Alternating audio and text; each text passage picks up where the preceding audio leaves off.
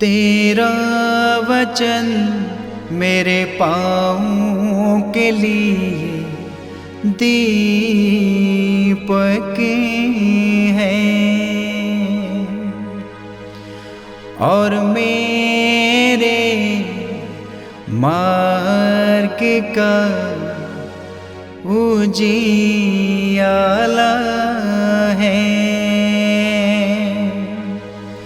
तेरा वचन मेरे पाँव के लिए दीपक है।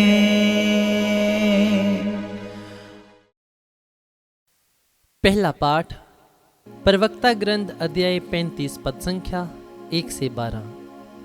संहिता के अनुसार आचरण बहुत सी बलियों के बराबर है। जो आज्ञाओं का पालन करता है वह शांति का बलिदान चढ़ाता है।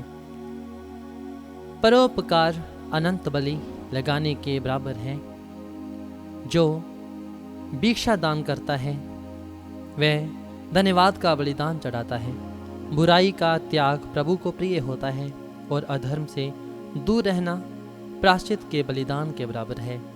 फिर भी खाली हाथ प्रभु के सामने मत आओ, क्योंकि ये सब बलिदान आदेश के अनुकूल है।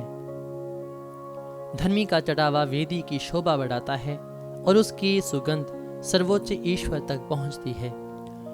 धर्मी का बलिदान सुग्राह्य होता है, उसकी स्तुति सदा सर्वदा बनी रहेगी। उदारता पूर्वक प्रभु की स्तुति करते रहो। प्रथम फलों के चढ़ावे में कमी मत करो। प्रसन्न मुख होकर दान चढ़ाया करो और खुशी से दशमांश दो। जिस प्रकार सर्वोच्च ईश्वर ने तुम्हें दिया है उसी प्रकार तुम भी उसे सामर्थ्य के अनुसार उदारता पूर्वक दो, क्योंकि प्रभु प्रतिदिन करता है वह तुम्हें 7 गुना लौटा देगा। उसे घूस मत दो, वह उसे स्वीकार नहीं करता। पाप की कमाई के चढ़ावे पर भरोसा मत रखो, क्योंकि प्रभु वह न्यायाधीश है जो पक्षपात नहीं करता। ये प्रभु की वाणी है। ईश्वर को धन्यवाद। भजन अनुवाक्य। सदाचारी ही ईश्वर के मुक्ति विधान के दर्शन करेंगे। अनुवाक्य। सदाचारी ही ईश्वर के मुक्ति विधान के दर्शन करेंगे। मेरी प्रजा को मेरे सामने एकत्र करो, जिसने यज्ञ चढ़ाकर मेरा विधान स्वीकार किया है। आकाश प्रभु की न्यायपरायणता घोषित करता है। ईश्वर स्वयं हमारा न्याय करने वाला है। अनुवाक्य। सदाचारी ही ईश्वर के मुक्ति विधान के दर्शन करेंगे।